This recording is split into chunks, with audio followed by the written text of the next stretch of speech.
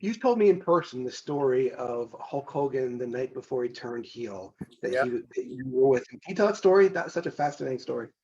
Yeah, well, I knew he had to turn heel, but everybody on his payroll nobody likes change. So when I finally convinced him into turning heel, I hear that all these guys are going to him and second guessing him. Well, we did it in Daytona. I was living in Daytona, about a mile and a half from the building at the most. I made him and his agent stay at my house. I put Hulk in a bedroom. I had another bedroom available, but I didn't let the agent go in the bedroom. I made him stay up on the couch. And I didn't go down the building with Hulk with his limo until the first match was on. I knew, I've heard people say, well, might have been Sting. No, it wasn't. How could you have an invasion with a homegrown star, Sting? It wouldn't have made sense. It had to be Hogan. If it had to be, and I had no thought of it, but if it had to be anybody, might have gotten away with Randy because of the WWE factor, but no, it had to be Hulk. Yeah. What was it like booking for Hogan? You always hear the creative control line. Did you have any issues with Hogan? Well, if you're going in and know that the general isn't the general, that there's a 5-star general ahead of you, you're gonna be kind of stupid to try to go against it. You can lay out your idea, but in the end of it was, think about this: we're all on Turner contracts, meaning TBS contracts, except Hogan. He's on one personal service to Ted Turner. So if you don't figure that he's got the ace card always, you're just wasting your time. Talk to me about that. Talk to me about teaming with Hulk Hogan. That was fun. We only had a couple of matches. I think he twisted his knee or something, and he had to leave early. Just getting the luck of the draw like that for in the IWGP tournament was fun, and it was a MSG IWGP tournament, so it was pretty cool to be able to represent, I guess. Thoughts on Hulk Hogan in general? Well, I learned a lot. He's a busy guy. he keeps moving. Hogan's all right. I mean, he was very, very much the top guy, so we didn't like go out and hang out together or nothing. But he was all right. He was all right with me. No problem. But Hulk was, like I said, the golden goose. He was making $50,000 a week on royalties alone, just T-shirts, lunch pails, hats, whatever. 50 grand a week. Plus, in 1985, I have in one of my storage boxes, I have a Sports Illustrated, and it's got a picture of Hulk Hogan on it, and it says America's top banana, $10 million a year. He was the highest paid athlete, 1985. Wow.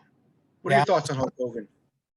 Well, he was, the WWE today would not be what it is without him. He was the golden goose.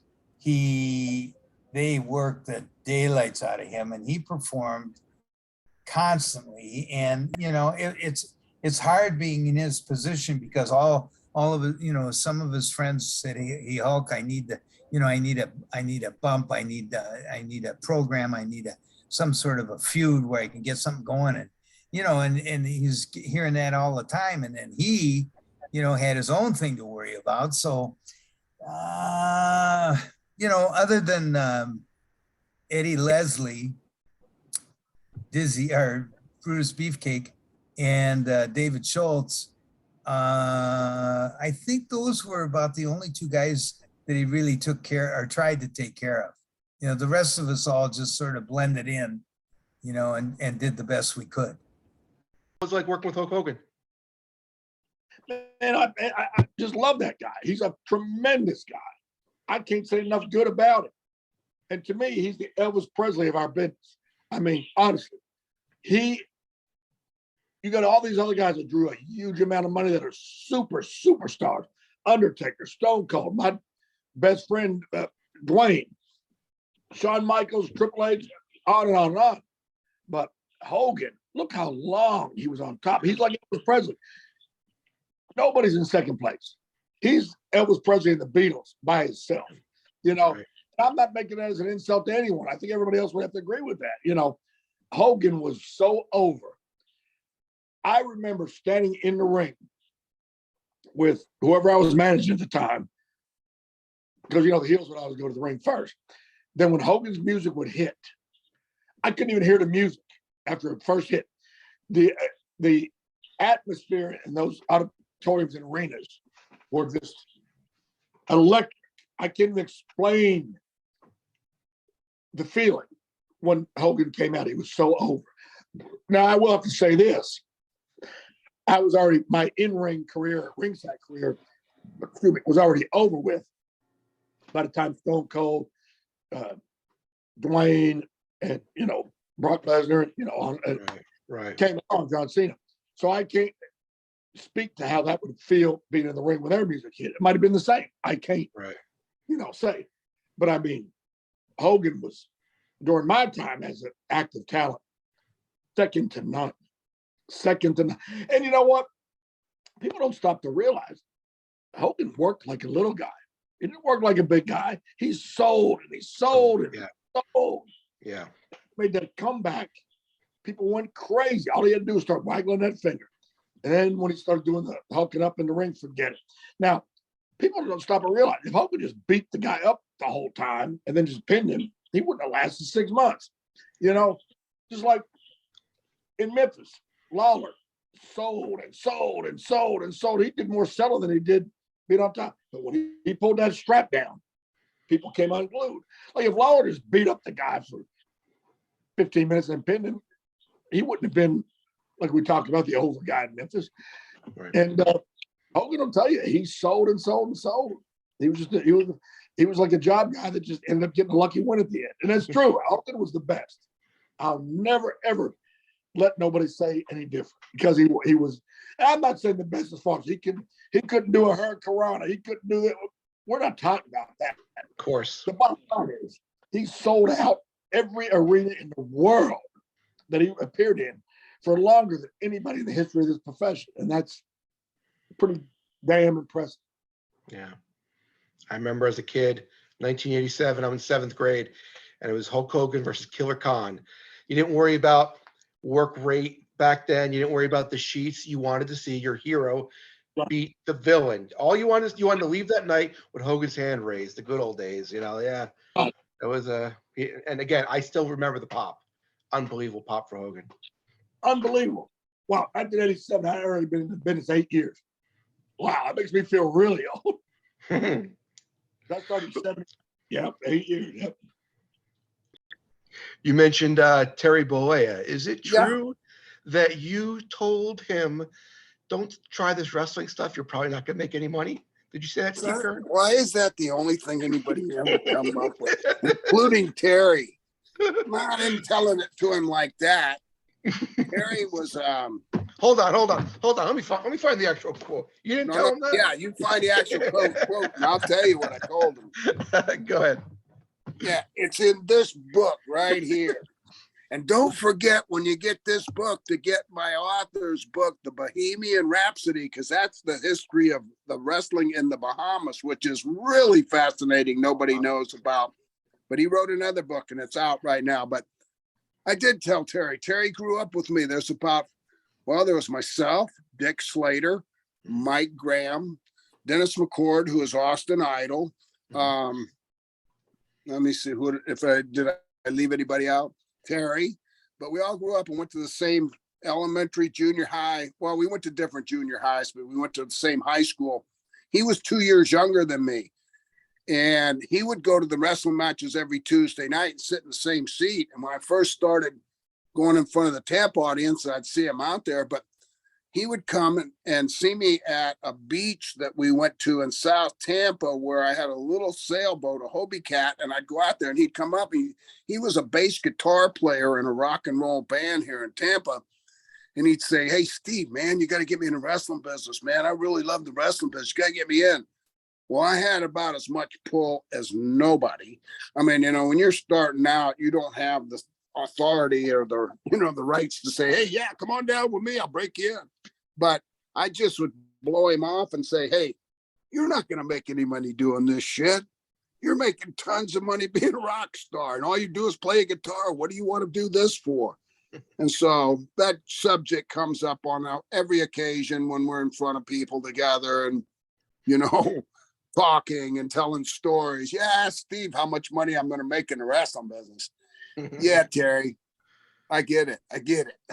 Okay. To me, again, an opinion, they're one of the greatest icons ever. And he was the start of a revolution in this industry that took it into the cable industry like phenomenally. You can point fingers at other people and say, "Oh no, he was bigger. Oh no, he was bigger." Not to me.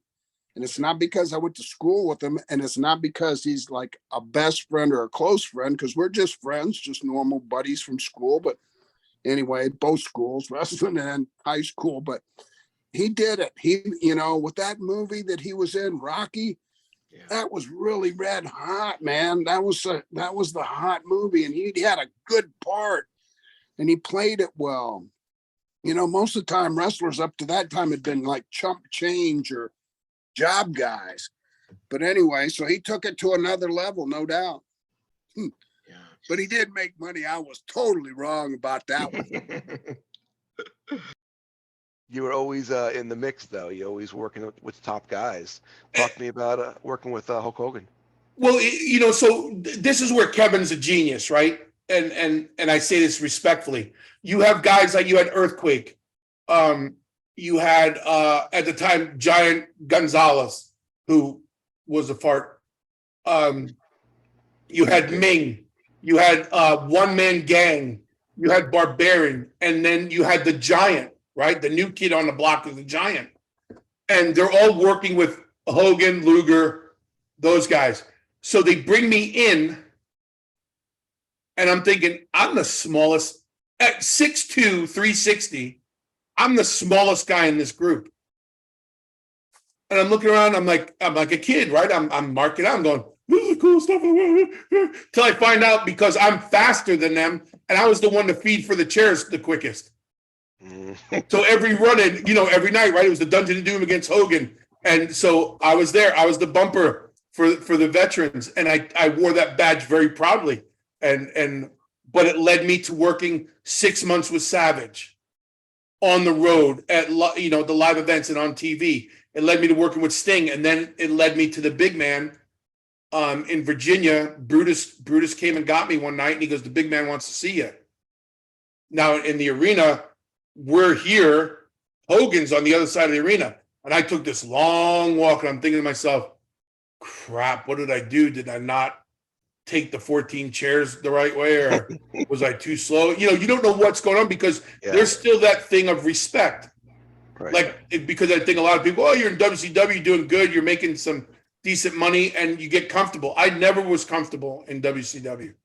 But I got to him, and he said, he just sat down. He goes, "Can you hit me with your finish?"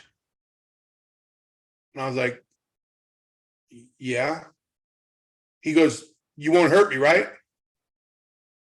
"Hell no, I won't hurt you." He's like, "Okay, see you out there." So I didn't even know what I was doing that night. Now I'm the main event against Hulk Hogan. Well, I hit him with the finish. The match goes as expected. Big boot, big leg, boom. Everybody pops for Hogan. Boom. End of the night, here comes Beefcake again. "Big man wants to see you." Oh, shit. And now I'm getting razzed by the rest of the locker room going, "Well, that's the end of that. See you, Laughing Man," all that other stuff. I take the walk. He sits down. He puts 2 beers on the table. He has a beer. And again, I'm 6'2", 360. I'm a pretty good sized grown ass man. I know I can fight. I know I can take care of myself. And in that locker room, I felt like I was 16 years old. And he goes, "Thanks, Laughing Man. Let's do that again." And that was it. My favorite guy to wrestle was Hulk Hogan because he took me out of the scrap heap and he put me on his level for one brief shining moment. And I will never be done being appreciative of that. And I've been interviewed about him. And I can only say good things about Hulk Hogan and thank him for all he did for me. He likes my gimmick and he thought he could have some fun with it. So that's how I feel about that. How was Hogan on the set? How was Zeus?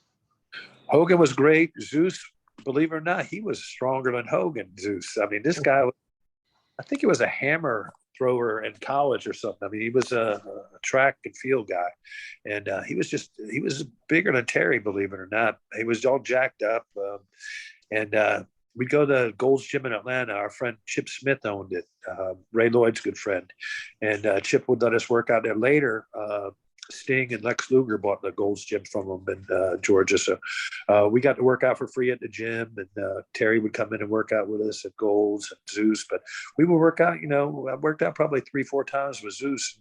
He was, benching over 500 pounds. I mean, he would, do reps at 405, and he was just a big boy, just a brute, just strong guy. I mean, Hogan would work out a lot, Stan, Ray. So when we weren't, on set, we'd be working out or we'd be going to restaurants together. We would all hang out. So it was a lot of good camaraderie there, and we all looked out for each other. Back then it wasn't like any egos or anything like that. We knew we had a job to do and we wanted to put the best product out there, make everybody look good. Nice. So when you started, like we said, it was the Flares, it was the Arns, it was the the classic NWA/WCW guys. What was it like when it became the Hogan and Friends show? When Hogan came in, brought his friends, what was the locker room like? It was actually unbelievably smooth. When Hogan came in, it was like it was wanted because we knew we could be a mainstream player. We just didn't know how to be without there being a big name. So when Hogan was coming over, we were excited. And I remember everybody was, Sting, nobody looked at it like competition. We looked at it like helping us. And then the only time it got a little sticky was when Kevin and Scott came over. When they came over, it was, iffy because they had both worked there before and they were a little bit, like, hey, look, we're big stars now. And, y'all are still WCW. We're stars now, and it was a little iffy with that. But once everybody settled in and, know that, Kev was still Kevin Nash and Scott was still, Diamond Stud. It was received well. And we just did what we could do, which is make money. Speaking of WWE, WWF, how did it feel being a top WCW star and all the top WWE guys coming in, Savage and Hogan and then all Hogan's friends? How did that make you feel as a performer? I know how this business works, and I know how WCW worked. None of that stuff surprised me, and I'm like, I see what's going on here. You know what I'm saying? And that was one of the reasons why the company that was doing so good, that's one of the reasons why it started to fail. Because you can do stuff like that in an outlaw show or a regional show. You can't do stuff like that on a worldwide show. It's got to be, in my opinion, my humble opinion, it's got to be about business. It's got to be about the business for the whole company, not you and your buddies. Not you and your buddies. And that this guy got heat with this guy and this guy don't like this guy I'm going to make sure he get over on this guy. Just what I call a WCW fable. That's what it was. So how I felt about it, well, I know my place, you know what I'm saying? So I didn't particularly like it, but if you let the prisoners You know, if you let the inmates run the prison, what are you going to get, bro? Right. Attica. Right. Anybody remember that? I don't know if you might not be old enough to remember that. Attica, that's what you're going to get. So at the end of the day, when you got, you know, you want to be in the main event and you want your buddy to be in the main event with you on a pay-per-view, whereas we're trying to draw as many pay-per-view buys as we can, and you want to put something out there that nobody would pay $10 to see, maybe $10 to see, you know, you and your buddy in the main event. Come on, bro. Come on. That means you ain't thinking about the show. What did the guy tell John Travolta in the movie Staying Alive? Remember that? What did he tell him? Movie. What do you tell He him? said it's about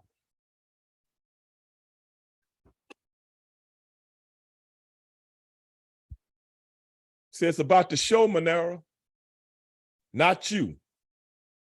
The show. That's what that movie was trying to convey. Because you remember John Travolta character came from the Saturday Night Fever thing, so it was all about him. Right.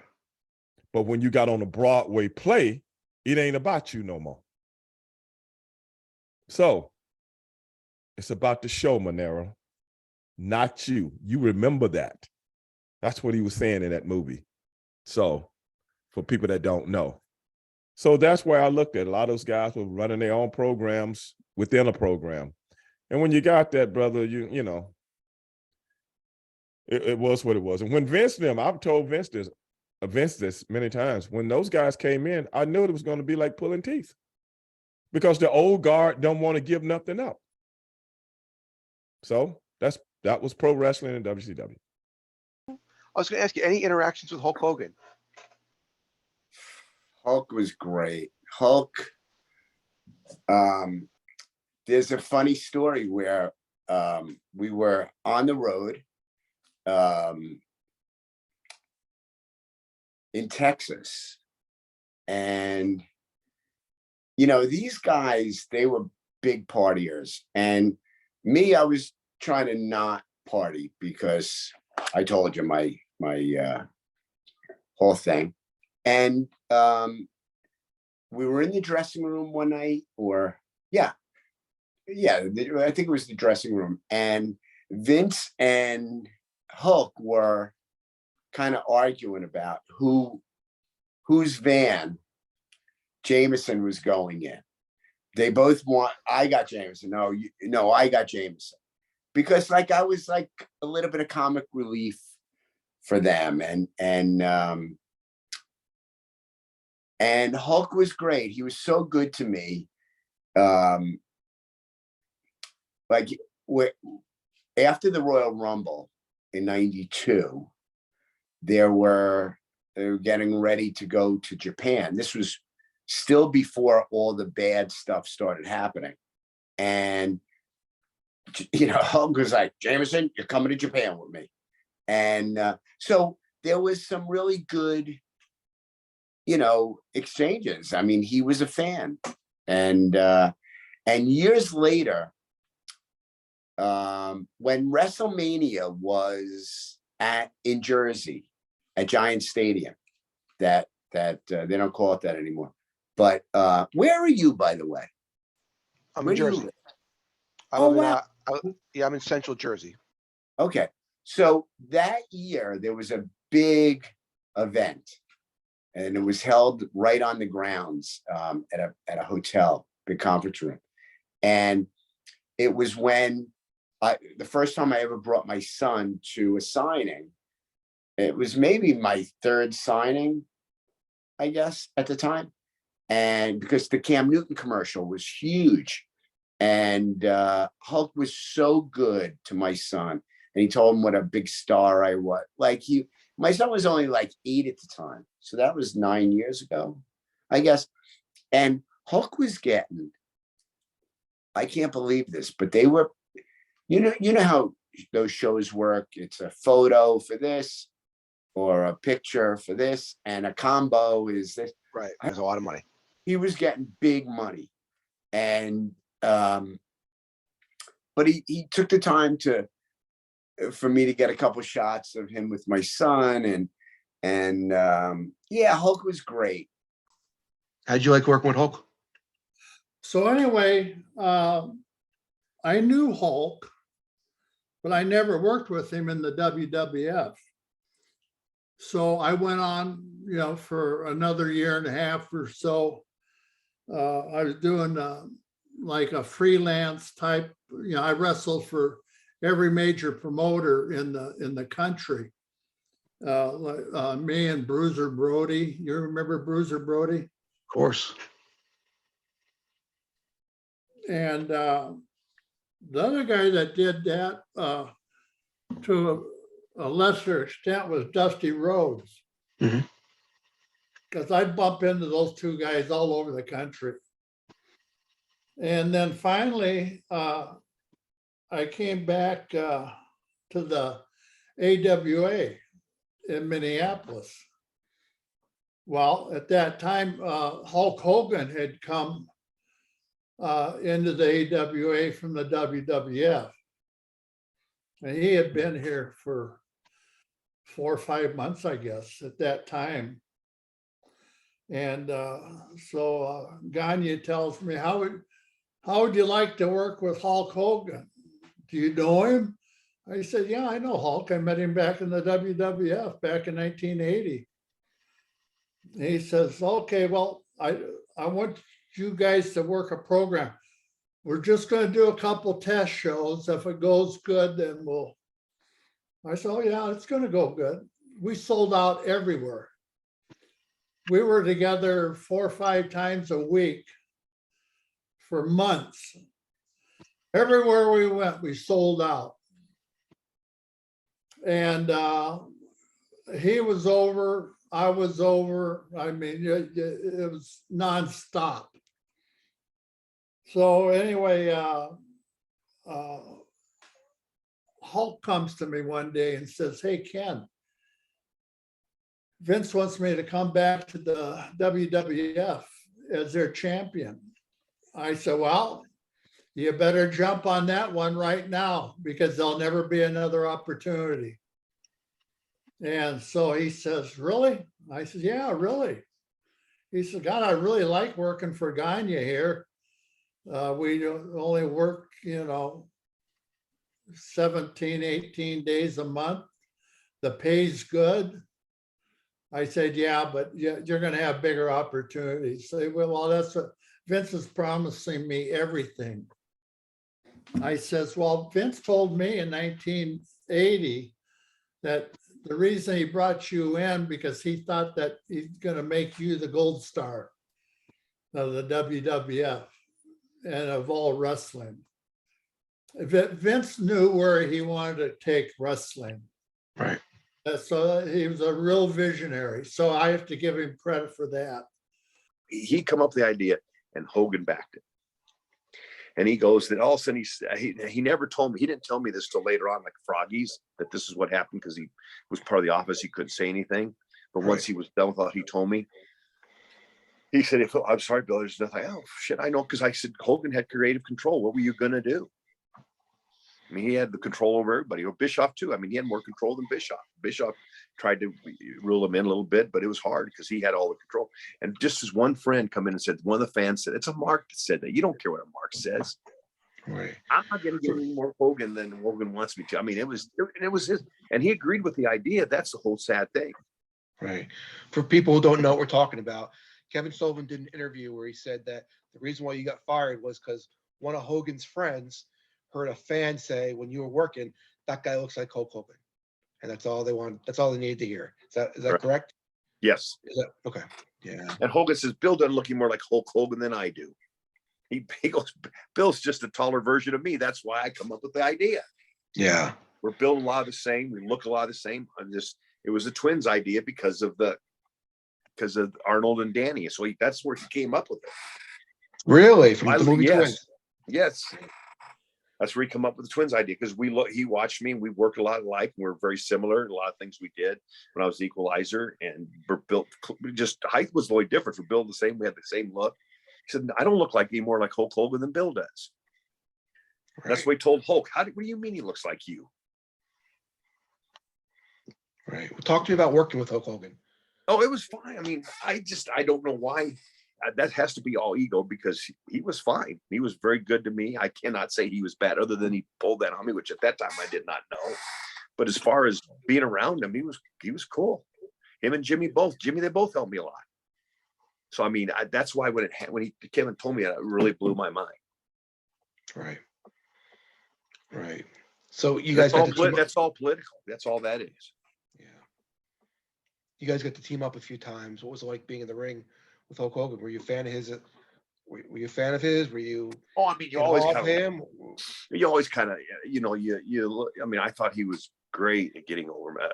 He's still to me one of the greatest baby faces ever because he knew how to get the crowd with him, and he was a good entertainer. I mean, he really was. He was a good entertainer and get the people with him. And I think Rowdy put him on another level because Rowdy was, and he'll admit it too. Rowdy was such a good heel that helped Hogan become more of a baby face because people hated Piper. Remember what he did to Jimmy Snook in the Piper's Pit? Oh yeah. I mean that was huge. That got so much heat. Yeah, I mean, you can't have Hulk. You can't have WrestleMania without Roddy Piper. No. The first WrestleMania. Yeah, and I mean it kicked the whole thing off, and then rest is history. But I mean, without those two, it probably never hits like that. And they never really worked together very much because Hogan was up always in the Midwest and area and down to Florida, and Piper was up north and then came down to Georgia when Hogan was in the AWA. So I don't doubt if they had much experience working together against each other.